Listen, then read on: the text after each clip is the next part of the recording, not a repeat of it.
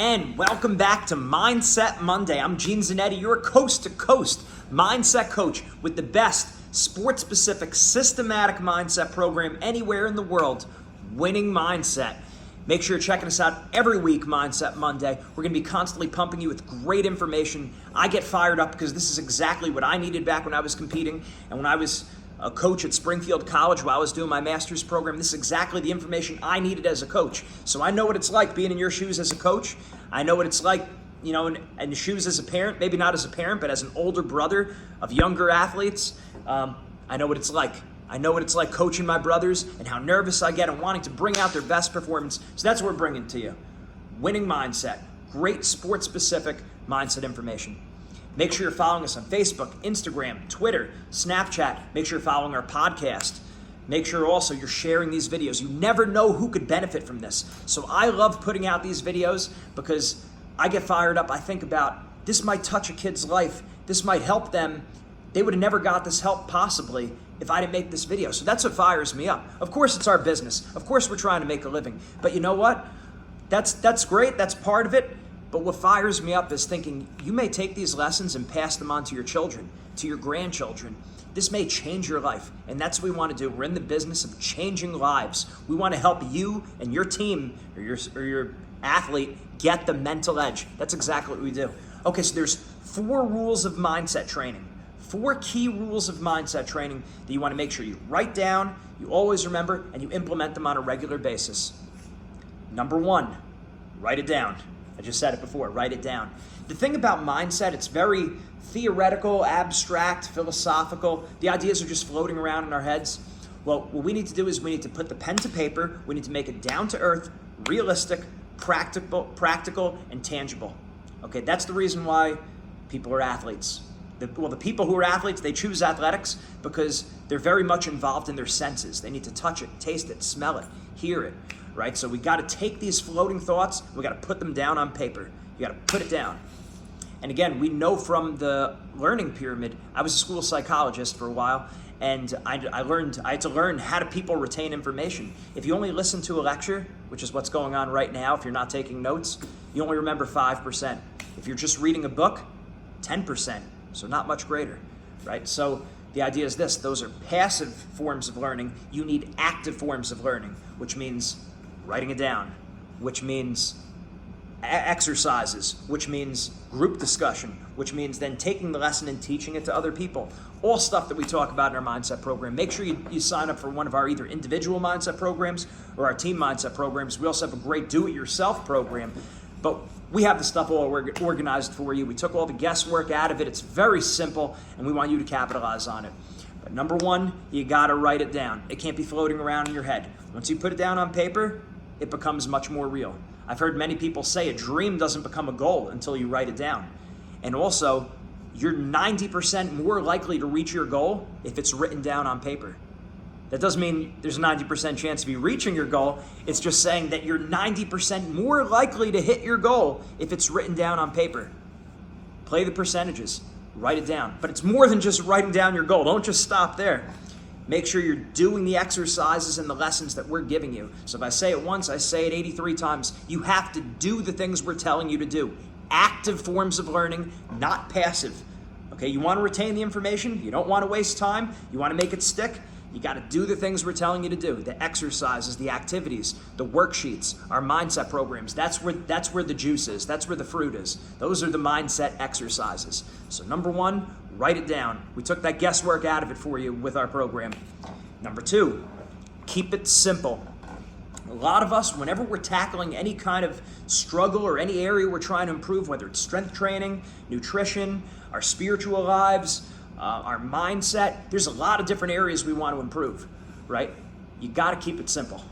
You got to keep it simple. Factor it down, all right? Bring it down a little bit and keep it simple, right? You probably heard the acronym before, KISS, keep it simple, stupid. Well, that's very important. That applies right here. Keep it simple. Don't make it overly complicated, okay? It is good to get into the little complexities and the intricacies, but when you're just getting it all together at first, keep it simple.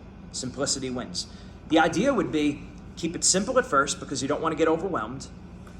Then start diving into the complexities. And then after you dive into the complexities, work towards simplifying it again. So the complexities come in the middle. The beginning should be simple, the middle should be complex, and then the end should be simple. So it's easier to retain the information, it's easier to keep it in your head, and it's easier to apply it. If you have all these complexities floating around, it's going to be hard to implement. So it's actually something I just thought of right now, how keeping the complex in the middle, but it makes a lot of sense. Really makes a lot of sense. Starts off simple, get more complex, and then make it very simple to end with.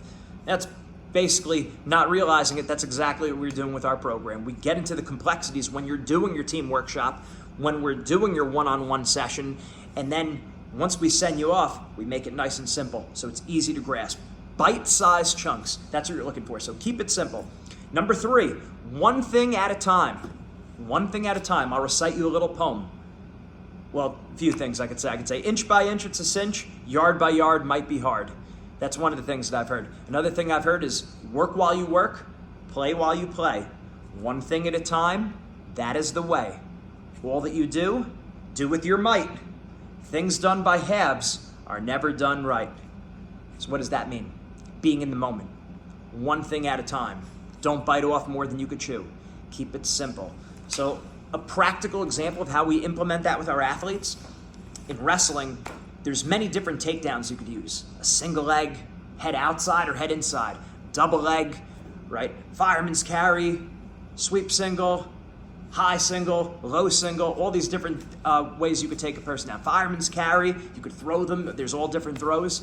So our recommendation with our athletes is when you step on the line to start a match, you should only be thinking of 2 or 3 moves. You don't want to be thinking of a bunch of them. You'd be surprised how many high-level athletes are thinking of multiple techniques in their minds. And you don't have to be a wrestler.